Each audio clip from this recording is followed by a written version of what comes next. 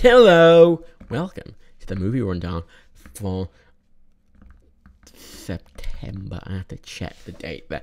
I realise this is coming in mid-November and it's late and I'm a naughty boy and I'm very sorry. I'm going to try and do these more timely in future. I'm going to try and get these done at the end of the month in future because this is... because there's not... the recommendations are less useful if they're not actually in cinemas anymore, but equally, these might be coming out on digital soon, so... Anyway, in September, I saw 4 films. Look, I prearranged them. I prearranged them in the thumbnail view. Yeah, thumbnail, bitch. Yo. Yeah, 4 films, and I saw them all on the same day. Because I didn't have much time in September. I like cinema days. If you've never had a full cinema day before, I recommend trying it. Like, there are you can practically see 4 films in a day. There's some days where you can see 5, because some days, you might have films that actually start at like 9 in the morning, whereas in my cinema, most films start at about 12. So practically, you really get 4 in if you schedule it right. They're fun. They're kind of exhausting. Weirdly, you'd think sitting in your arse in a cinema, they wouldn't be that exhausting, but it kind of is. Weirdly, but they're kind of fun in their own way. I recommend them if you have a free day. Especially in the week. But yeah, so 4 films. I'll do these in order. The Hitman's Bodyguard. This was a fun film. Actually, this is Ryan Reynolds and Sam Jackson. It's an action comedy. It's a fun action comedy. It's just a fun film. It's really silly. It's Ryan Reynolds being Ryan Reynolds, and it's Sam Jackson being Sam Jackson, and they kind of really play up their kind of stereotypes. Ryan Gosling's kind of this awkward but cool guy, and Sam Jackson is just this cool, relaxed dude. And the whole thing is that Sam Jackson is a hitman, and Ryan Gosling is a elite, bodyguard. And they've always been at odds over the years, and then they have to, through a series of events, Ryan Reynolds has to get Sam Jackson's character to the Netherlands from Manchester, I think. Has to get him to the Netherlands from Manchester in 12 hours. And the antics they get up to on the way. It's fun. It's not the kind of movie I think I'm debating it. I did really enjoy it, but it's kind of one of those films that I think maybe on a second watch I might not enjoy as much. But I recommend watching it. It's definitely a movie worth watching. Visually, not that fun. There's some fun scenes. There's some fun shooting scenes that are very comedy based, and they're well shot and they're funny. They're both great actors. Ryan Reynolds, great actor. Sam Jackson, great actor. They're both good action actors, and they're both very funny when they want to be. It's just fun. It's silly. It's not over the top silly. But it's just fun, and it's awkward, and it's fun. I really, really enjoyed it. I don't want to spoil it too much, because it's an action comedy. It's just a lot of jokes. It's joke after joke after joke after joke, and situational joke and joke. So I don't really want to spoil that. But if you trust my recommendation, I would see this. I mean, definitely see it on Netflix. Definitely. I don't know if it's a movie worth buying. It's definitely worth watching. It's just really fun. It's really just a fun movie. I don't think it did very well actually in the box office, which is a shame because I thought it was quite good. I do recommend seeing it. It's a good movie. And on to another good movie, American Made. This is the Tom Cruise movie. It's a biopic based on a pilot who worked for Pablo Escobar and that kind of mob and brought cocaine into the United States. He was one of the first to bring cocaine into the United States, and how it was kind of government sanctioned and all that. This has Domhnall Gleeson in, who was in Goodbye Christopher Robin, which I cover in next month's one. He's in a lot of things, Domhnall Gleeson. Good actor. Anyway, I'm filming this after the next month's one, because I did them in the wrong order, so you'll understand the Domhnall Gleeson thing in next month's one, because I go on about my lot. I really enjoyed this film. It kind of had a Wolf of Wall Street vibe. I really enjoyed it. I pre-ordered this on iTunes. It's based on a true story.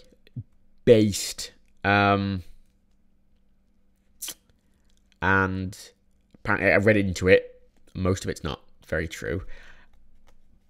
But, it takes a lot of creative liberties, and it's fun. It's fun. Tom Cruise as an actor He's a shitty person, but as an actor, I really enjoy him because he's kind of got that Nick Cage quality where in anything he plays, he's Tom Cruise, but he's always got that weird charisma about him, that weird energy. He's like a little puppy. And he kind of makes anything he's in fun, at least if it's a kind of an action movie or a comedy film or something. It always ends up being fun. And that's what this film was. It was just fun. It's fun, but it's interesting. It's about how he goes from being like just a pilot in an airline, and he becomes just this pilot who's doing surveillance in South America, and then how he was like tasked to work with the mob, and I can't remember what it was called, Pablo Escobar's group, whatever. Get him smuggled cocaine in, and the antics he gets up to, and all the money he's making, and then he's trying to launder all the money. He's got too much money, and all the antics that come from that. I just really enjoyed it. I don't know, like, it's not as serious as Wolf of Wall Street, but it kind of has a lot of the same tone as Wolf of Wall Street and the kind of same pacing. And I really loved Wolf of Wall Street. I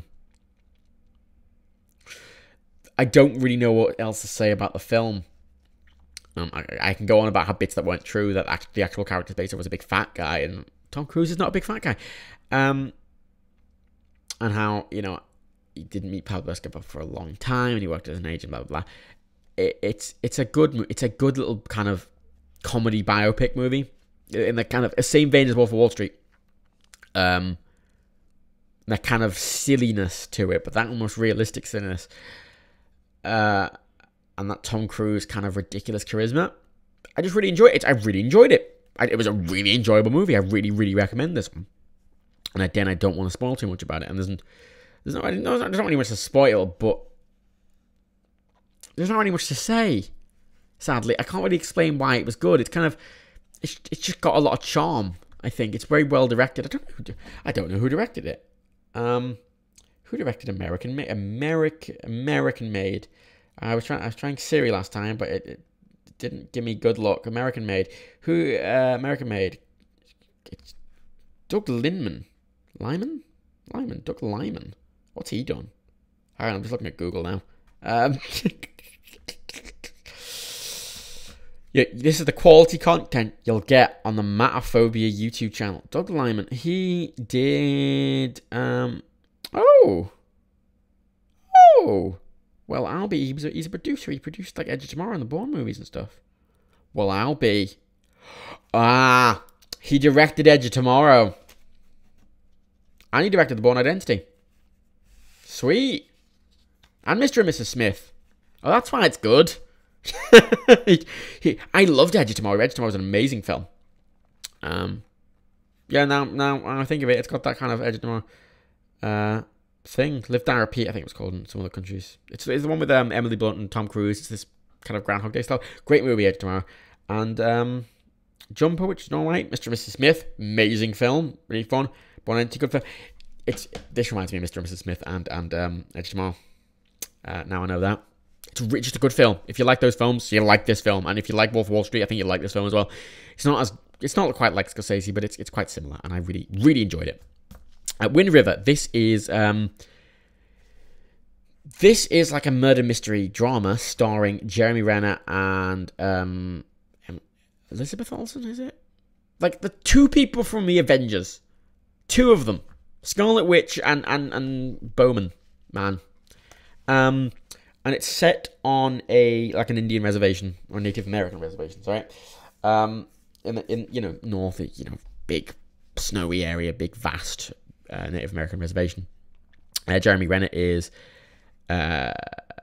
works for like a government organization that stops like animals and animal control, whatever. And someone dies. He finds a dead body in the middle of 5 miles from anywhere, barefoot, frozen to death, But and they have to call the FBI, and the FBI agent that turns up is Elizabeth Olsen. She was just the closest. She's very new. She's very young, and they have to solve the case. And it's kind of a distressing film. There's a very distressing scene in it, which I'm not usually a person to be like, "Hey, trigger warning." Because I especially with film, if something is uncomfortable in a film, a lot of the time it's intended to be uncomfortable. It's intended to make you uncomfortable, and I think that's an important thing. I think it's important to be made uncomfortable by films and be made to think, oh, that was a disgusting thing. Some things are gratuitous with it, but you know, if something's specifically to make you uncomfortable. This, I think, takes it a little far. There's a very graphic rape scene, unnecessarily so. I mean, it could have just faded to black, but it kind of keeps going. It just keeps going. It's very distressing, actually. I felt really bad. It made me feel really, really uncomfortable. It made me feel really fucking uncomfortable. Because it explained, because the dead woman, they find it, she's been raped. That's established early in the movie, but there's a scene later when they find out who did it. There's just a really, really graphic scene. It's really uncomfortable. It's just really, if you're someone who suffered, if you're someone who suffered sexual abuse, don't see this fucking movie. Don't see this fucking movie, because that scene is not. It made me really uncomfortable, and I'm not someone who's experienced that. If it's someone who's experienced that, I imagine for a lot of people it might make people I don't know. I didn't think this was a particularly good movie either from a mystery standpoint. Because from a mystery standpoint, they don't really figure anything out. There's just some things that they go on tangents and it doesn't really go anywhere, and then they go on one tangent and then it turns out to be the right tangent. They don't really figure anything out. And there's a whole storyline of like they find another body later, and there's a whole like, oh, it went up this way, and then they don't really explain how he got there. And at the end of the movie, it doesn't explain how he got where he was. And even though like they followed his tracks up from somewhere else, it's not explained why he was where he was.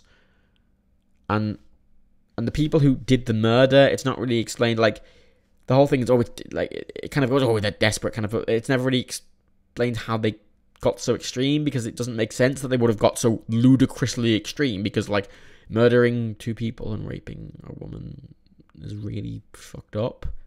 It's a really fucked up thing to do, and the way they did it especially is really fucked up. So it's not like a just casual thing. It's not just a go, oh, I just made my finger slipped and I casually murdered two people and raped a woman. No, it's not like that kind of thing. Like they beat them to death and rape her. Like it's really distressing, and it's just not explained, and it's a bad mystery. And it's kind of distressing. It's kind of nicely shot, but I didn't think it was a good. It's not a good mystery, and it's just needlessly graphic. I didn't think this was good, and it could have been, and that's a shame, because I quite like kind of mystery thrillers, and it just didn't really make much sense. Didn't really make much sense, and then like when they find the killers, it does the flashback to what happened, the rape scene and everything like that, but it does it before the actual cast have figured out what's going on. And why? Why does it have me ahead of them? What? Why have them trying to solve the mystery and then not show them solving it, really? And then you have it. It was a bad mystery that was nicely. It had a good cinematographer and good actors. Like the actors are good. It's got John Bernthal. I can't pronounce his name. He plays he was the guy with the bald head in The Walking Dead that gets killed in like the second season, I think. And he's the new Punisher. He's in it briefly. He's one of the murder victims, actually. And he's quite good. And Elizabeth Olsen's very good, and Jeremy Renner's very good, and it's got a few other Native American actors in it who are very good. All the actors do a great job. The cinematographer did a great job, but the script and the direction, it's mainly the script. It's mainly the script. I think the director did the best of what they had to work with, to be honest, because they had a good cinematographer. But the script is just like, it lacks what a good mystery needs, which is a mystery. And they had a good mystery premise, and then it just sort of resolves itself.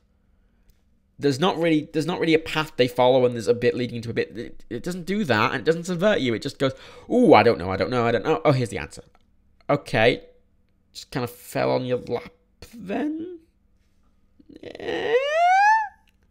It's got very good reviews on IMDb. I mean, I can kind of see why, because it's really nicely shot and it's well acted, but it just...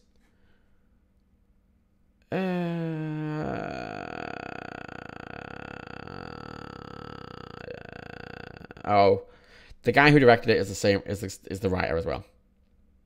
Oh shit! What? See, this disappoints me. This is the same writer who wrote Sicario and Hell or High Water, which were both good films. Sicario was the Emily Blunt film in Mexico.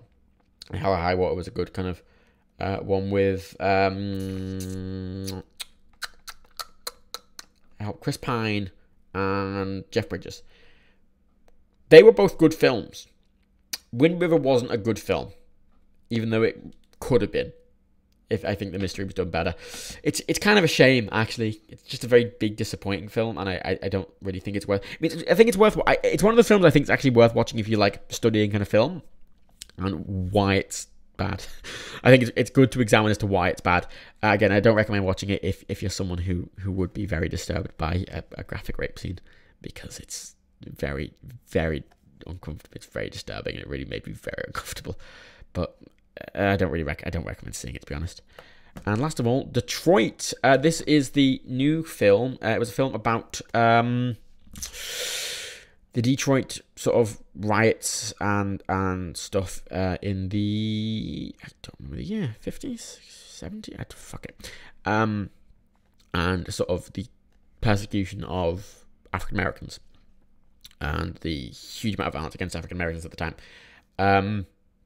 It's got the guy who plays the African American actor in the new Star Wars films. Can't remember his fucking name for the life of me. Finn, the guy who plays Finn. It's got him in. He plays security guard, and it's a bunch of stuff building up to a specific instance, and then it almost becomes real time, and it kind of takes place in this night in a hotel, and it's this incident that apparently I think happened for real in a hotel. I'm not sure. But it's good. It's quite slow, but it's quite tense. And the guy who plays there's a guy who plays the police officer who, like, essentially it's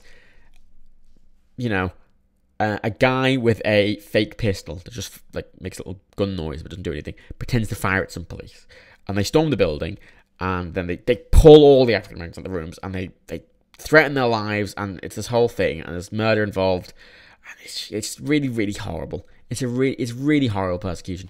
But the guy who plays the main cop who's doing the persecution, I've seen him in a few things, and he is always able to make you hate him.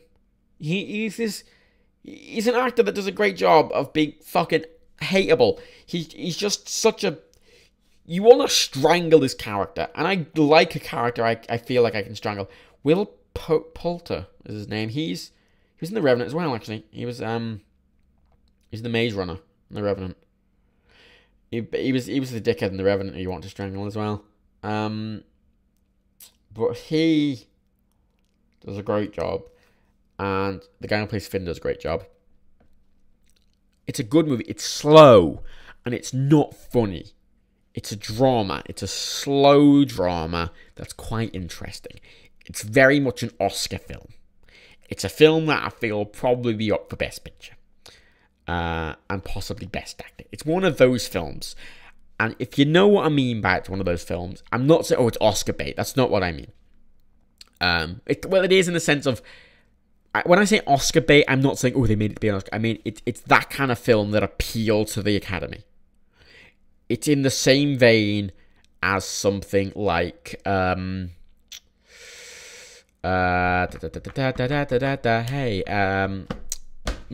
It's the same vein as something like Moonlight. It's kind of a drama about a systemic problem that isn't funny, but is very well acted and is interesting.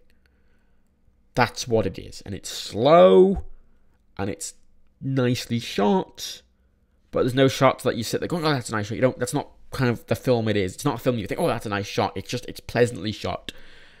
It's a good movie, but it's really not for everyone. So if it's the kind of, if you like that kind of film, if you like that kind of slow, I didn't like Moonlight, but I like this. I want to point that out. But you know what I mean by that kind of slow drama.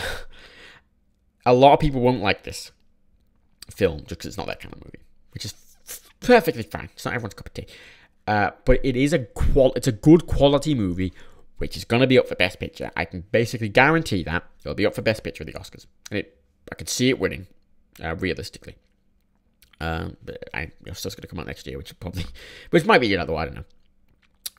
But it's good. I haven't put it on iTunes. It's not a film I want to watch again. It's not a film I feel I'd need to. But it's good. And I recommend it if it's the kind of movie you'd like. But you'll know if you won't. Again, I feel there's a lot of people who will look at it, think this kind of film and not see it out of principle. But I think a lot of those people haven't really taken the time to watch films like this very much. And I think if you're one of those people, you should actually probably give this a chance and see if you like it. Again, it's slow. It's a slow-paced drama. It's very slow, and it's purposely slow, and it feels tense.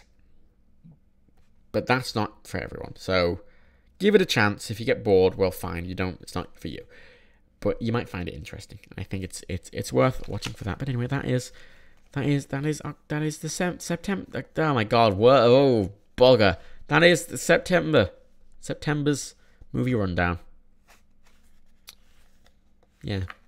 Thanks for watching. And if I'm making this channel more of a less of a gaming focus. Now it's more of a movie thing. I might still do the occasional like a game review or maybe like kind of editorial type newsy thing, but it's going to be more for film. I'm going to try and do more filmy based stuff on it because I like film. I'm way more into movies and film than I am gaming.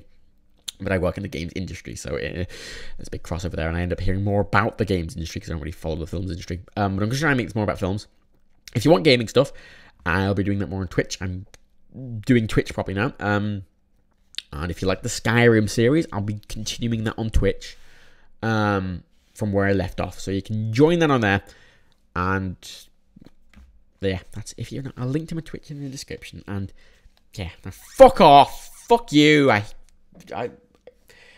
don't fuck you. I mean, if you want to fuck yourself, go ahead. I've really ruined this. See, I undermine myself. It's a perfectly reasonable review. I didn't swear much, and then I just fuck it up at the end. And advertiser gonna, hey, well, never mind. Fuck it. Bye.